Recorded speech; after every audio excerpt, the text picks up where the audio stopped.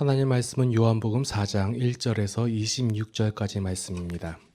예수께서 제자를 삼고 침례를 베푸시는 것이 요한보다 많다 하는 말을 바리새인들이 들은 줄을 예수께서 아신지라. 예수께서 친히 침례를 베푸신 것이 아니요 제자들이 베푼 것이라. 유대를 떠나서 다시 갈릴리로 가실새 사마리아를 통과하여야 하겠는지라. 사마리아에 있는 수가라는 동네에 이르시니 야곱이 그 아들 요셉에게 준 땅이 가깝고 거기 또 야곱의 우물이 있더라. 예수께서 길 가시다가 피곤하여 우물 곁에 그대로 앉으시니 때가 6시쯤 되었더라. 사마리아 여자 한 사람이 물을 기르러 왔음에 예수께서 물을 좀 달라 하시니 이는 제자들이 먹을 것을 사러 그 동네에 들어갔음이러라.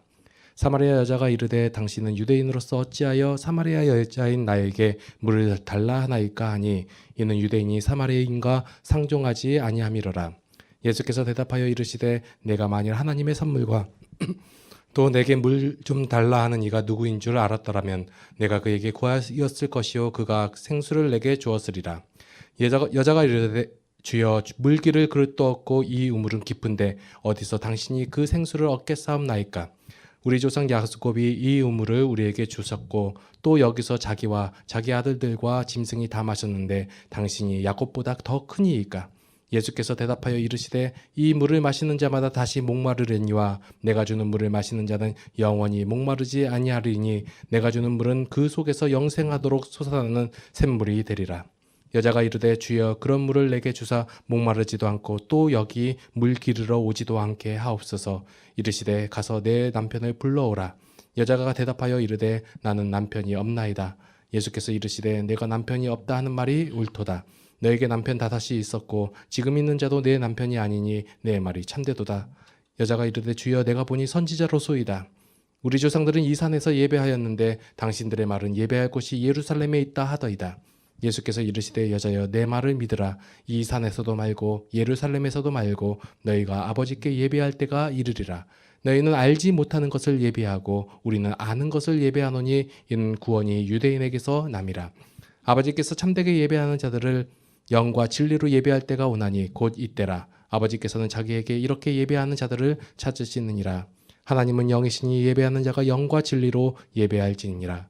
여자가 이르되 메시아 곧 그리스도라 하는 이가 오실 줄을 내가 아노니 그가 오시면 모든 것을 우리에게 알려주시리이다. 예수께서 이르시되 내게 말하는 내가 그라 하시니라. 아멘.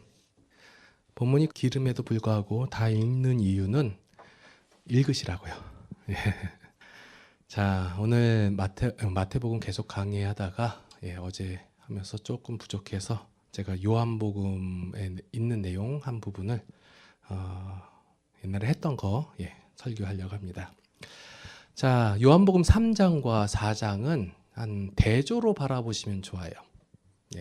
여러분들이 익히 알고 있는 하나님이 세상을 이처럼 사랑하사 이런 얘기, 그리고 하나님은 영이시니 영과 진리로 예배할지니라, 이 주옥과 같은 말씀을 많은 군중 5,000명 이상의 군중 앞에서 설교하신 것이 아니라 한 사람한테 하신 거예요.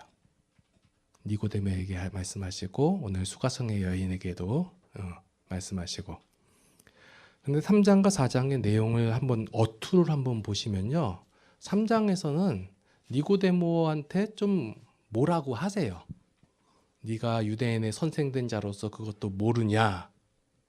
그런데 오늘 본문 말씀에서 그 수가성의 여인에게 예수님께서 말씀하신 것을 보면 굉장히 유하시고 침착하시고 그리고 다정다감하게 하세요. 남자라서 그렇게 한 거고 여자라서 그렇게 한 게 아니라, 자, 3장과 4장을 한번 비교를 한번 해볼게요. 자, 어떻게 비교가 되냐면 3장에서는 누가 나오냐면 유대인이 나오는 거예요. 4장에서는 누가 나오냐면 사마리아인. 그리고 3장의 유대인이 누구예요? 남자예요. 여기는요, 여자. 그리고 또 이 남자는 어떤 사람이에요? 바리새인. 그리고 이 여자는 누구예요?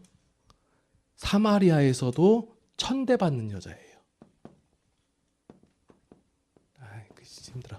자, 그리고 이 사람은 바리새인 중에서도 또 지도자 그룹에 속한 사람이에요. 니고데모가 어디에 속했냐면 사내들인 공의회라고 해가지고 그 유대인들의 지도자 그룹이 있거든요. 국회의원이라고 할 수 있는 그 지도자 그룹에 속해 있는 사람이었고, 그리고 이 여자는 그냥 이름도 안 나와요. 그냥 백성 중에 하나예요. 그리고 또 니고데모를 만났을 때가 밤이에요. 그리고 이 여자를 만났을 때가 낮이고, 그리고 니고데모는 모든 것을 안다라고 얘기하고 있어요. 거침없이 얘기해요. 예, 그리고 자기는 사마리아 여자는 모른다라고 얘기해요. 대조가 나오죠.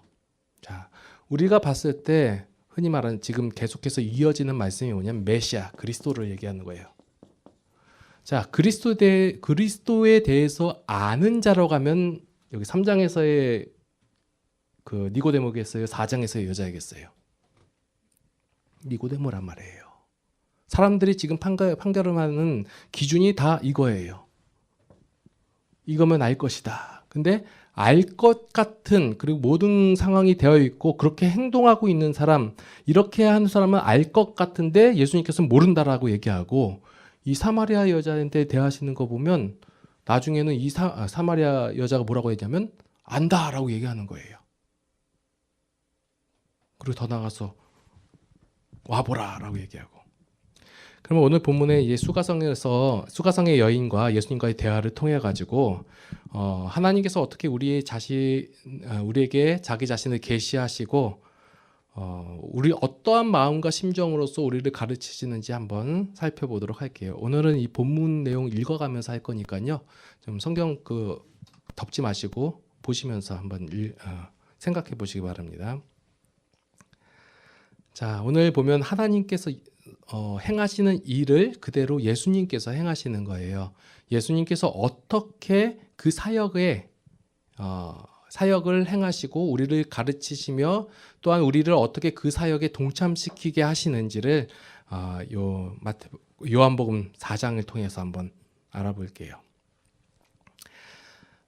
예수님께서 어떻게 행동하시냐면 그 상대방의 눈높이에 맞춰가지고 차근차근 질문을 던지시고 대화를 이끌어내시고, 그리고 그 사람이 더 생각해서 그 나중에는 그리스도라는 말까지 나오게 하시는 그 예수님의 그런 눈높이 학습법? 예.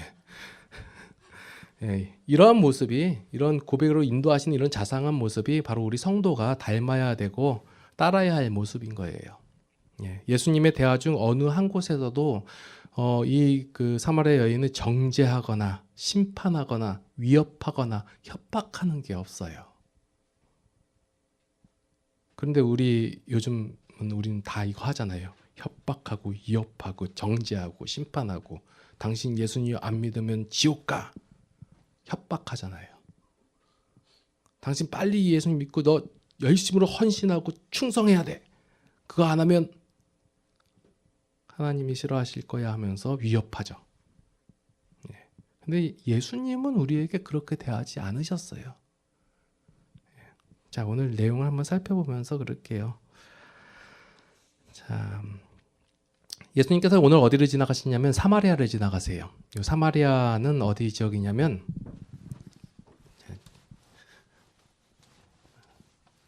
지도를 한번 그려드리면, 자, 이스라엘이에요. 자, 여기가 북이스라엘, 여기가 남유다 지역인데, 나중에 그 포로기 이후에 그 유다 지역을 하고, 여기가 사마리아라고, 여기가 갈릴리예요. 갈릴리.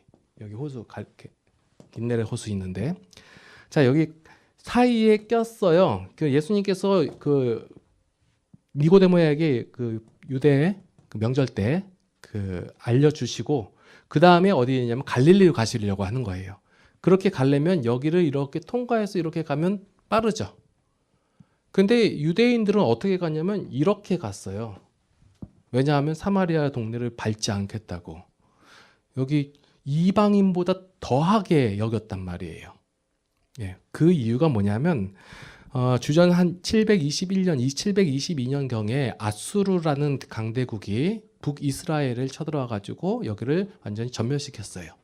북이스라엘을 전멸시킨 아수르의 정복 정책은 무엇이냐면 그 혼합 정책이에요.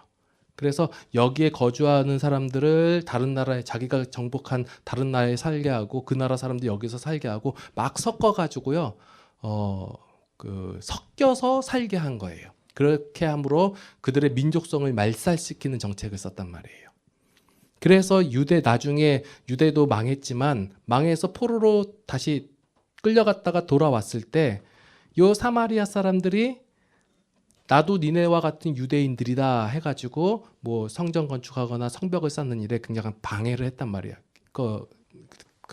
자기네들 껴달라고 했다가 안 껴주니까 방해하고 그랬단 말이에요. 그러니까 이 유대인들은 이 사마리아 사람들을 그 혈통을 굉장히 중요시 여기거든요. 왜냐하면 우리는 아브라함의 자손이다 해가지고 구원받을 하나님의 선민은 순수 혈통이 우리들이다라고만 얘기하는 거예요. 그래서 섞인 이 사람들은 우리하고 상관없다 해가지고 개돼지로 여기고 오히려 이방인보다 더하게 여겼단 말이에요. 그래서 유대인들이 사마리아를 지나가지 않고 이렇게 지나가거든요. 그런데 오늘 예수님께서 보니까 여기를 통과하고 지나가시는 거예요. 자, 오늘 대화의 배경으로 나타나는 이 수가성에 있는 우물 있잖아요. 이 우물의 깊이를 학자들이 약 150m라고 그래요. 그래서 150m, 한 160m 정도의 밧줄을 갖고 다니면서 물을 뜨는 거예요. 예. 그래서 굉장히 긴 거예요. 그래서 요 우물이 도시 한가운데 있는 것이 아니라 한 도시로부터 약 800m 정도 떨어져 있다고 하거든요. 그 정도 떨어져 있는 곳에 그 우물을 내둬도 어차피 지나가는 나그네들은 그 밧줄이 없기 때문에 물을 떠 먹을 수가 없어요. 예. 특별히 관리하지 않아도 그 유지가 되는 건데 이때 예수님께서 지나가시다가 이 시간이 언제쯤이냐면 낮 12시 우리나라 시간으로 당시 여기는 6시라고 나오잖아요. 6시간 차이 나거든요. 낮 12시 정도에 예수님께서 여기 우물가에 앉으시고 피곤하셨는지 제자들은 가서 이제 동네에 들어가가지고 먹을 거 사오라고 다 보낸 상황이에요. 자, 이때 어떤 여자가 물을 길러 나오는 거예요. 예. 그때 예수님께서 뭐라냐? 물 좀 주세요. 얘기하는 거예요. 물 좀 달라. 그랬더니 이제 대화가 이제 시작되는 거예요. 자, 여인이 뭐라고 얘기했냐면 당신은 유대인으로서 사마리아인 여자인 나에게 물을 달라 하나이까. 이상히 여긴 거예요. 평상시 유대인들은 사마리아 사람 바라보지도 않고 가까이 오면 어떻게 돼요? 부정한 거예요. 말도 안 걸어요. 절대로. 예. 그런데 유대인으로서 사마리아인 여자에게 오히려 말을 건단 말이에요. 예. 그냥 이 여인은 자신을 이제 나는 사마리아 사람이고 당신은 유대인이다. 그러니까 그 유대인 아저씨라고 여긴 거예요.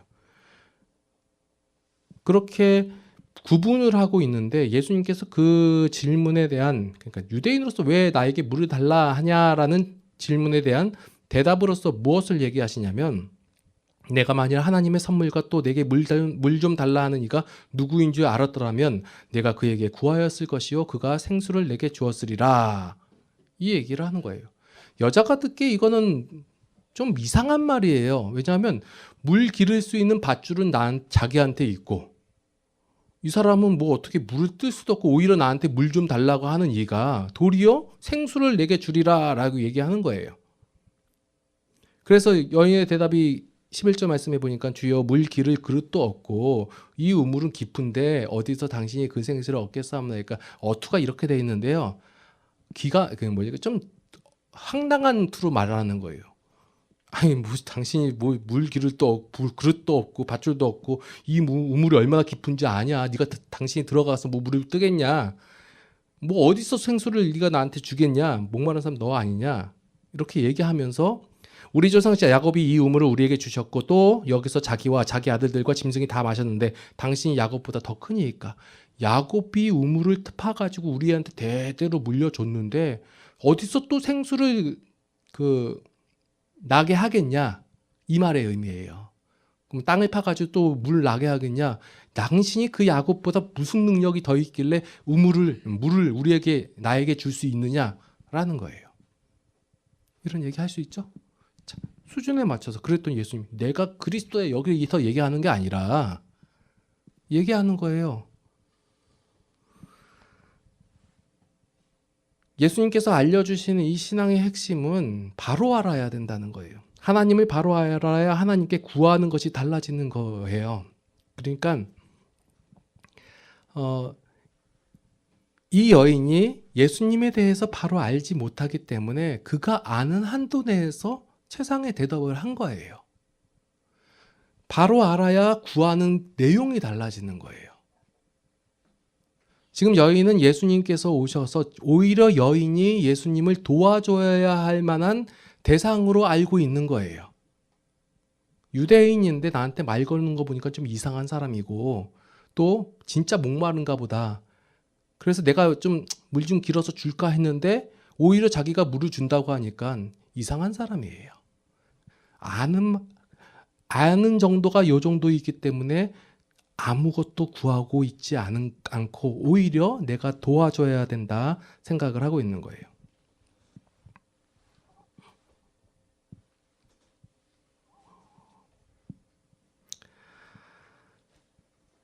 하나님을 아직 이 여인이 모르기 때문에 물을 주신 이도 기억이 없고 우물 판 자, 지금 이 여인이 높게 보는 사람은 누구냐면 야곱이거든요. 그 자만 높이고 있는 거예요. 근데 예수님께서 말씀하시는 거예요. 이 물을 마시는 자마다 다시 목마르거니와 내가 주는 물을 마시는 자는 영원히 목마르지 아니하리니 나의 주는 물은 그 속에서 영생하도록 솟아나는 샘물이 되리라. 그랬더니 여인이 뭐라고 얘기해요?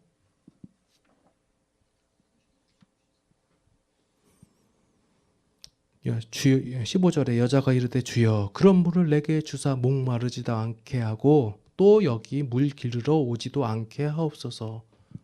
이런 얘기 하는 거예요. 대화의 흐름이 이제 눈에 보이나요? 여태까지 그 여인은 야곱을 좀 높이고, 왜냐하면 그 물을 자신들에게 주었으니까. 물론 야곱이 준 거 아니에요. 하나님이 주신 거지만 뭐 하나님을 전혀 모르는 상태였고. 근데 예수님께서 내가 그 영생하도록 솟아나는 샘물을 주리라 하니까 여자가 얘기하기를 내게 목마르지 않고 또 여기서 물을 다시는 길르러 오지 않게 그 물을 나에게 달라 얘기하는 거예요. 있으면 줘봐라. 예수님께서는 일반적인 상식을 어긋나지 않으세요. 지금 어디서 못 따르면 영원히 물이 나오는 뭐 어떤 물병을 주겠다 이런 얘기도 아니시고,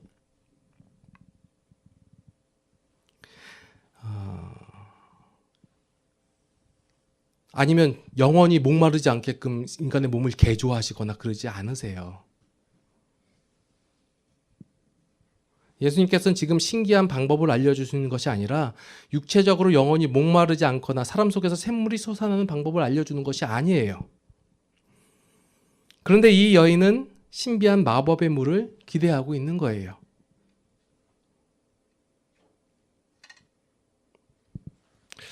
많은 성도들이 하나님을 이런 식으로 대하는 경우가 많아요. 내 앞에 이런 문제가 있으니까 뭐 해결해 주십시오. 이 여자의 문제는 물 길러 오지 않게 하는 거예요.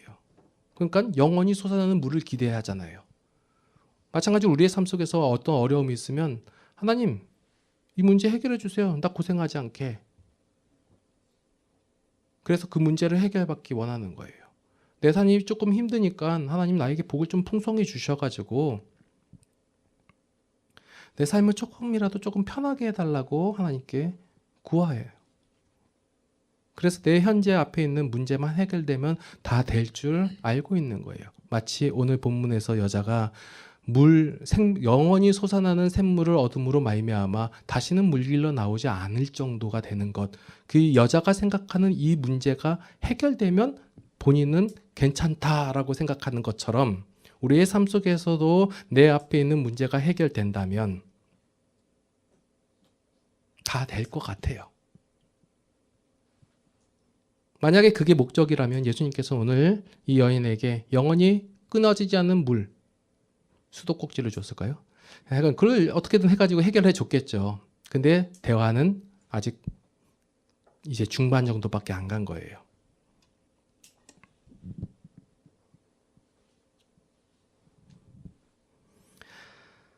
자, 오늘 본문에서 나오는 수가성의 여인의 문제는 겉으로 보기에는 남의 이목을 피해가지고 물을 떠야만 하는 상황이에요. 제가 오늘 12시라고 얘기했잖아요.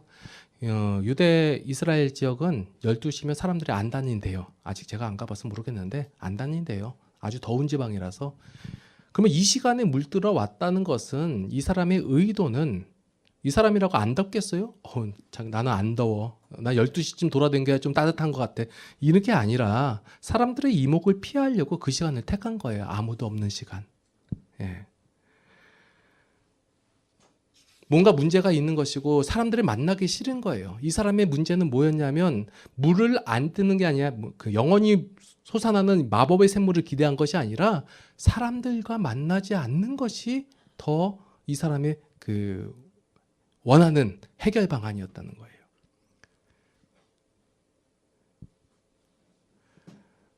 하지만 일상의 삶을 거부하거나 초월하려는 것은 성경적이 아니에요. 우리가 자꾸 초월적인 막 마법사적인 하나님을 기대하는데 하나님께서는 우리를 그런 식으로 대하시지 않는 거예요.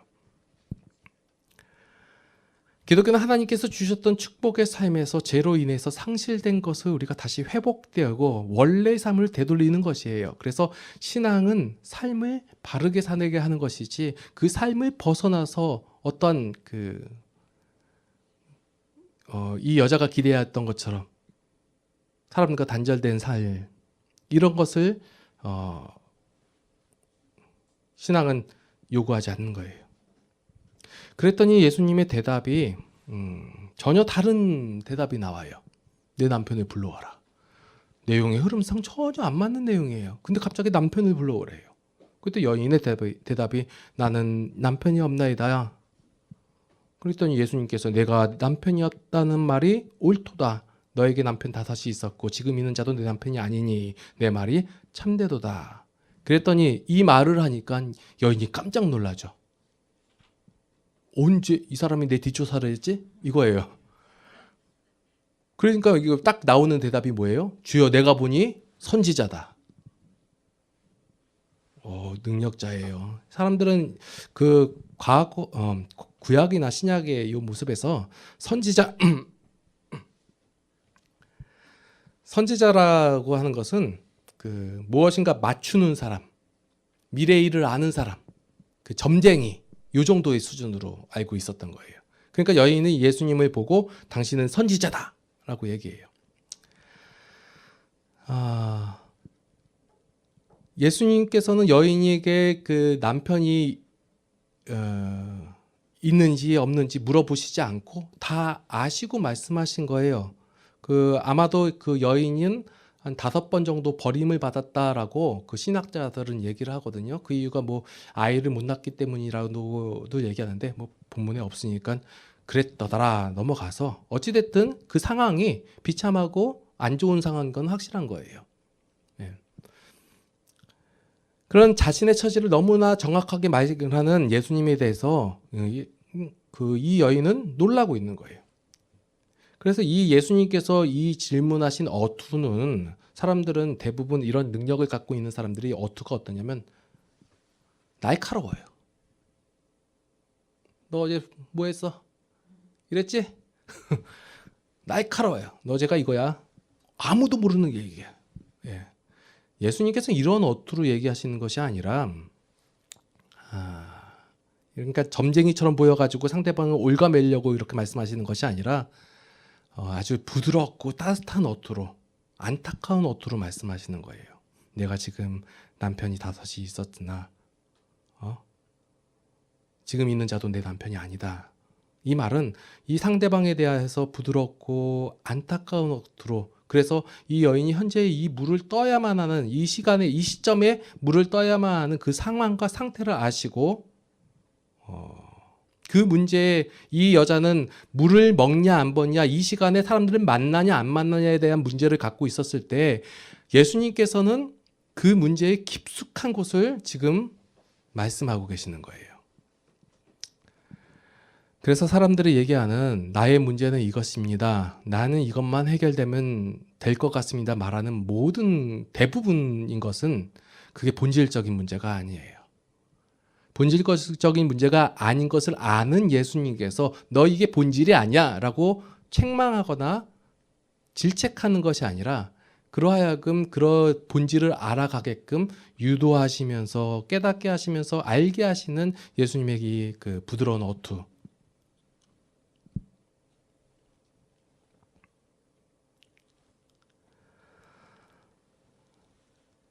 우리의 삶 속에서 항상 이 하나님이 이런 마법사적으로 아니면 점쟁이적으로 그 대하고 있잖아요. 나의 문제를 해결해 주세요. 예.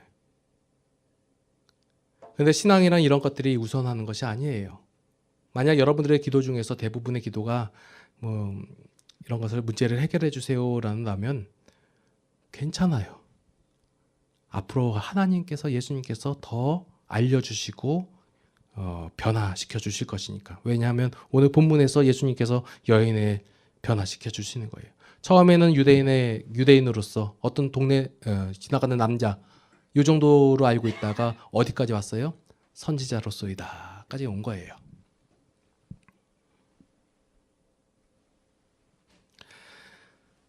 이제 예수님에 대해서 자신이 도와줘야만 대상에서, 그리고 별로 그 수동적인 자세에서 이제 적극적인 자세로 여인이 태도가 바뀌어요. 어떻게 바뀌냐면 이제 물 얘기는 어디 가고, 이제 우리 조상들은 이 산에서 예배하였는데 당신들의 말은 예배할 곳이 예루살렘에 있다 하더이다, 이런 말을 하는 거예요. 이제 예배에 대한 문제로 넘어가는 거예요. 우리 사마리아 사람들은 여기서 그러니까 산에서 예배를 드리는데 당신들은 예루살렘에 있다고 하고 우리를 거주로 가지도 못하게 하고, 뭐 이렇게 얘기하는 거예요. 그랬더니 예수님의 제자 대답이 21절부터 24절까지 쭉 나오다가 24절에서 하나님은 영이신 예배하는 자가 영과 진리로 예배할지니라, 이런 얘기를 말씀을 하시는 거예요. 이제 여인이 예수님을 그 선지자로 생각했기 때문에 이제 종교적인 질문이 나오는 거예요. 그래서 알면 아는 만큼 구하는 내용들이 달라지고 말하는 그 관심거리가 달라지는 거예요. 하지만 이 여인은 그 관심거리가 달라졌을 뿐이지 그 죄인의 수준을 넘어서지는 못하는 거예요. 장소의 문제가 아니고 하나님은 예배하는 것을 원하시는 것이 아니라는 거예요. 하나님은 누굴 찾으시냐면 사람을 원하시는 거예요. 영과 진리로 예배하는 사람. 다시 말해서 생명과 진리 안에 있는 사람, 하나님을 떠나지만 이제 돌아와 하나님 안에서 하나님과 함께 교제를 나누는 사람, 하나님의 은혜와 축복을 누리며 사는 사람을 원하시는 것이에요. 죄인의 가장 큰 문제는 자신이 죄인이라는 것을 모르는 거예요. 그 죄인인 것을 모르기 때문에 더욱 열심히, 더욱 정성스럽게, 더욱 거룩하게, 더욱 엄숙하게, 더욱 신령한 곳에서 그 예배라는 행위를 중요시 여기고 있는 것이에요. 하나님은 인간의 행위를 원하시는 것이 아니라 그 인간에게 복 주시기를 원하시고 계시는 것입니다. 그래서 이제 대화의 내용이 이제 예배 장소적 문제에서 이제 여인이 얘기하는 거예요. 메시아 곧 그리스도라 하는 이가 오실 줄을 내가 아노니 그가 오시면 모든 것이 우리에게 알려주시리라, 이거예요. 자, 이제 대화의 내용이 어디까지 왔어요? 메시아 그리스도까지 온 거예요. 그랬더니 예수님의 대답이 뭐예요? 내가 그러라.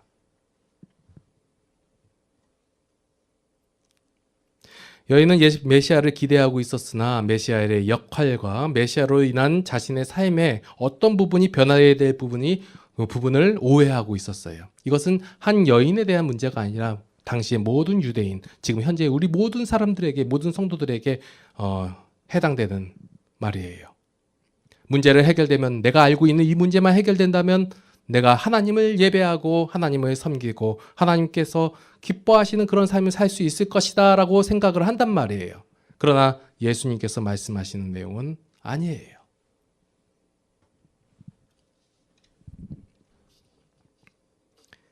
이제 이 대화의 주도권이 여인으로 바뀌고 방관자적 입장에서 적극적으로 묻고 요청하고 기대하는 입장으로 바뀐 거예요.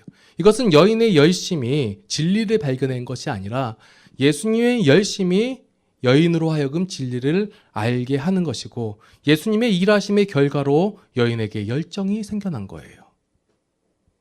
우리가 대부분 이런 말씀을 들을 때 당신이 열심을 내시고 당신의 열정을 가지고 행하시고 일하십시오 라고 얘기를 하는데 오늘 본문의 내용과 말씀만 보더라도 예수님께서 여인으로 하여금 그것을 알게 하시고 깨닫게 하시고 예수님의 사역의 결과로서 여인이 이제 뭐가 생겼냐면 열정이 생겨난 거예요. 신앙생활에 있어서 열심, 충성, 헌신 이러한 것은 은혜를 받는 비법이 아니고 은혜를 받은 열매인 것입니다. 예수님의 친절한 가르침으로 여인은 예수님을 조금씩 알아가는 거예요. 그래서 하나님의 인간 구원의 궁극적인 목적은 인간의 행복이에요. 인간의 행복은 인간이 행복을 알고 누릴 수 있도록 성숙되어질 때 충분히 나타낼 수 있는 것이에요. 단순히 행복을 선물로 주시는 것이 아니라 그 사람을 변화시켜 주시는 것이에요. 자, 보시면 이 여인의 모습, 삶 속에서 변화된 게 있나요? 외형적인 모습에서는 변화된 게 없어요. 여전히 그는 목말라 했고 그리고 내일이면 또다시 물을 길러 나와야 돼요. 버림받던 여인이 어느 순간 확 바뀌어가지고 사랑받는 여인으로 바뀌었나요? 아니요. 여전해요. 똑같아요. 변한 게 없어요. 사회적 신분이나 위치가 달라진 것도 아니에요. 근데 그냥 이 여인은 어느 날 그냥 있었는데 예수님께서 오셔가지고 알게 하시고 또한 알았기 때문에 뭐가 달라지냐? 그의 삶을 대하는 태도가 달라진 거예요. 사람들을 피해 있던 자가 이제 어떻게 변했어요? 사람들한테 가서 외치는 거예요. 와보라. 그전에는 사람들을 피해서 물을 깃고 사람들의 비난과 조롱에 상처를 입을까 봐 피해 다녔어요. 그런데 이제 그가 사람들 앞에 담대히 나가는 거예요. 그러면 담대히 나가면 그 사람들이 감동을 받아가지고 와 하고 그 여인에 대한 인식이 바뀌었을까요? 우리는 바뀌길 기대해요. 그러나 안 바뀌었어요. 4장 42절 보면 우리가 이제 믿는 것은 우리가 보고 배워서 알아서 믿는 것이지 네가 해가지고 믿은 거 아니다. 이런 얘기가 나오는 거예요. 사람들이. 여인에 대한 태도가 전혀 바뀌지 않았어요. 그런데 이 여인에게는 이제 이런 것들이 전혀 문제가 되고 있지 않아요. 삶의 원리가 바뀐 것이고 추구하는 목표가 바뀐 것이에요. 우리의 신앙생활도 마찬가지예요. 어떠한 상황이 닥쳤을 때 그것을 인하여 마음이 조급해지거나 화가 나거나 불평조차도 생겨나지 않고 오히려 안타까운 마음과 사랑하는 마음이 생겨나는 것, 그것이 바로 하나님의 마음이에요. 만약 사마리아 여인이 하나님께서 다 알아서 하실 것이라 라는 생각에 그 말씀을 듣고 본인 깨닫고 본인이 알고 본인은 누리고 그런데 전파하지 않았더라면 어떻게 됐을까요? 하나님께서는 하나님의 일을 하나님께서 성취하시기 때문에 언젠가는 그 동네 사람들에게 예수님께서 메시아라는 사실이 증거되고 전파될 것이에요. 그러나 이 여인은 만약에 전파하지 않았다면 예수님이 메시아라는 사실을 전파하는 기쁨을 누리지 못하게 되는 것이에요. 여러분들 전도가 어렵다고 생각하시는데 자꾸 어떤 영업적인 측면으로 다가가시는데 그렇지 않고요. 여러분들이 하나님을 경험하고 체험하고 아는 만큼만 할 수 있을 때 전하는 거예요. 내가 전함으로 말미암아 저 사람 변화시키겠다. 그런 생각도 하지 마세요. 그냥 전한 거예요. 그것으로 그만이에요. 상대방이 그 여인에 대한 그 사람들이 여인에 대한 그 인식도 바뀐 것이 없었고 이 여인의 상황도 바뀌지 않았어요. 전혀 달라진 게 없어요. 그래도 이 여인은 예수는 그리스도라는 사실을 전파함으로 그 기쁨이 충만한 데 있었다라는 거예요. 지금 현재 여러분들이 하나님의 일을 해도 그만 안 해도 그만이에요. 여러분들이 안 한다고 해가지고 하나님의 사역이 안 이루어지지 않아요. 하나님께서도 하나님의 일을 하나님께서 반드시 이루어내세요. 왜냐하면 하나님께서 약속하셨기 때문에.